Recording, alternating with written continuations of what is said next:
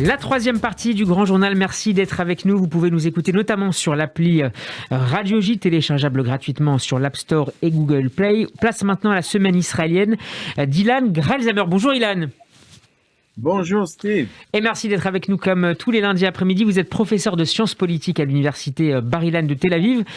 Cette semaine, Ilan, vous vous lancez dans un premier bilan d'étape du gouvernement d'Union nationale dirigé par Naftali Bennett. Bilan plutôt positif ou plutôt négatif, Ilan ? Bon, il y a aussi la possibilité de dire moyen. C'est vrai. Ne soyons pas trop binaires. Oui, il y a... En effet, ça fait maintenant 8 mois à peu près que ce gouvernement de coalition très large avec 8 partis fonctionne. Est-ce qu'il fonctionne extrêmement bien? Je ne m'avancerai pas jusque-là. Ce week-end, Naftali Bennett, le Premier ministre, a consacré une grande interview au journal Haaretz où il fait le bilan de ces 8 mois.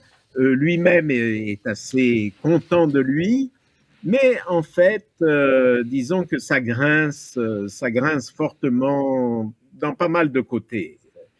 Les relations entre... Mais c'est surtout le fait que, bon, d'abord, il y a 8 partis qui vont de la gauche, très gauche, à la droite, très droite, en passant par le centre. Évidemment, lorsqu'on aborde des questions comme les territoires, la Judée-Samarie, les localités juives, les avant-postes illégaux, on ne peut pas dire que l'entente règne ou l'harmonie. Et puis surtout, il y a de fortes personnalités parmi ces ministres qui n'entendent pas du tout se concilier avec les autres. La grande crise ces derniers temps, c'est surtout entre la ministre de l'Éducation nationale, Yifat Shacha Bitton, qui aimerait bien que les écoles restent ouvertes en permanence et que les élèves viennent, peu importe dans quelles conditions de contamination. J'exagère peut-être un peu, mais c'est son orientation. En tout cas, on peut dire qu'elle suit un peu le modèle français d'ouverture maximale des écoles tant que cela est possible. Voilà.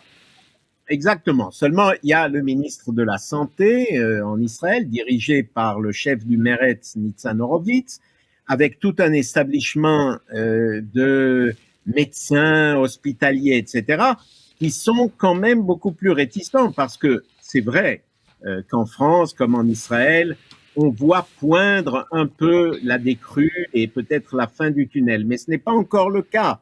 Et donc, cette semaine... la décision de supprimer quasiment l'isolement des enfants et d'en revenir carrément à l'école a suscité dans certains milieux une forte réticence, notamment chez les maîtres, chez les enseignants qui ont peur d'être contaminés par les enfants. Et donc ces derniers temps, je dirais que ça grince, ça craque. Ça ne veut pas dire que la coalition va tomber et se dissoudre, mais est-ce qu'elle tiendra aussi longtemps que prévu? Est-ce que Yair Lapid remplacera Naftali Bennett comme c'est prévu? Vous en doutez, Ilan Grelzamer? Pourquoi vous considérez qu'il sera plus difficile à Yair Lapid d'être à la tête d'une coalition très hétéroclite, on l'a compris, plus difficile que pour Naftali Bennett? Oui, parce que en fait, Naftali Bennett représente ce qu'on pourrait qualifier le centre droit, un centre droit libéral acceptable pour la gauche dans une certaine mesure. Yair Lapid est nettement plus centre gauche, laïque, et bon, est-ce que la droite ira avec lui jusqu'au bout? Vous savez, il y a une personne qui est assez importante et assez problématique dans le gouvernement, c'est Ayelet Shaked, la ministre de l'Intérieur. Et est-ce qu'elle continuera d'aller avec la gauche, avec Yair Lapid, avec le Meretz et le Parti travailliste? Point d'interrogation. Je ne dis pas que non, mais on se demande où cet attelage qui tire un peu de tous les côtés, où cet attelage va aller, va arriver. Est-ce qu'on peut envisager dans les mois ou les 2 années à venir une recomposition des droites en fonction justement de la pérennité ou pas de cette coalition, mais aussi évidemment de l'avenir politico-judiciaire de Benyamin Netanyahou? Alors, vous avez tout à fait raison. Ça dépend en grande partie de l'avenir politico-judiciaire de Netanyahou. On était à -1 d'un accord de plaidoyer entre Netanyahou et le procureur de l'État, moyennant quoi Netanyahou aurait quitté la vie politique. Et ça, c'est la grande question. Est-ce que Netanyahou reste là, reste le chef du Likoud, le chef de l'opposition, ou est-ce qu'il quitte la scène politique? Eh bien, les chefs du Likoud, les barons du Likoud étaient déjà prêts à son départ et hop, voilà, on annonce que l'accord de plaidoyer n'a pas lieu et on en revient à la case départ. Donc, une recomposition est possible, mais elle ne sera possible qu'après le départ de Netanyahou de la vie politique. Pour l'instant, ce n'est pas le cas. L'autre grand sujet de la semaine, Ilan Greysheimer, là aussi au prolongement politique, c'est le départ du procureur général de l'État, Avichai Mendelblit, en plein procès Netanyahou, on l'a dit il y a quelques instants. Avant de parler de son possible successeur, quel est le bilan d'Avichai Mendelblit que j'imagine la plupart des Israéliens connaissent ou en tout cas ont vu le visage, dont les Israéliens ont vu le visage à la télévision ces dernières semaines? Oui, on peut dire que c'est une des personnalités les plus connues des Israéliens. On le voit tout le temps à la télévision et partout, et il s'en va. Et là encore, je dirais presque comme pour le bilan du gouvernement, le bilan du procureur général est assez mitigé. D'un côté, quand même, il a eu le courage de mettre en accusation Binyamin Netanyahou, ce qui n'est pas donné à chacun. De l'autre, il s'est avéré quand même très faible, très hésitant, très prêt à accorder des accords de plaidoyer à un peu tout le monde.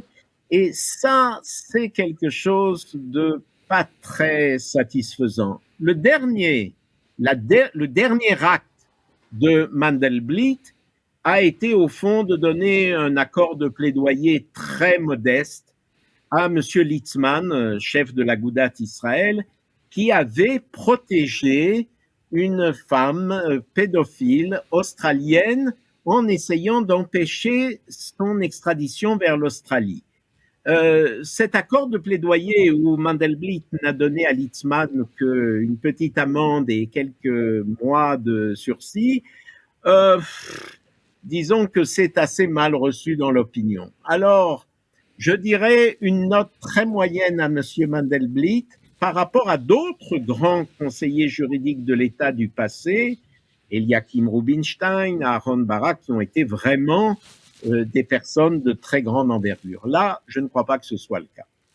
Quelle est la favorite, puisque c'est une femme dont on va parler maintenant pour conclure cette semaine israélienne, pour succéder justement à Mandelblit?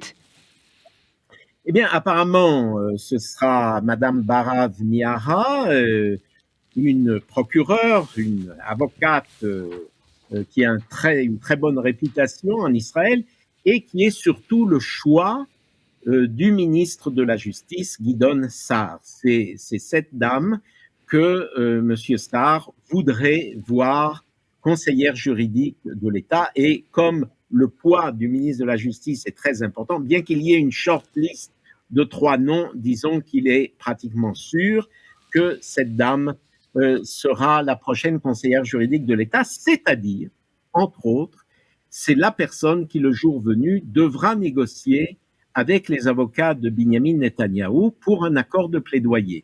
Est-ce qu'elle sera aussi, je dirais, modérée que Mandelblit? On imagine que ça entre dans le calcul de Gideon Sa'ar, le ministre de la Justice, qui n'est pas vraiment l'ami politique, au moins, de Benjamin Netanyahou, pour avoir quitté le Likoud. Non, il y en a, comme on dit en français, qui en a gros sur la patate vis-à-vis de Netanyahou.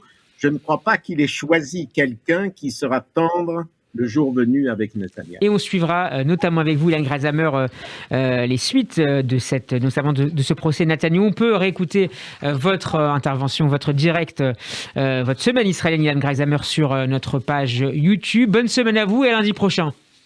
À bientôt.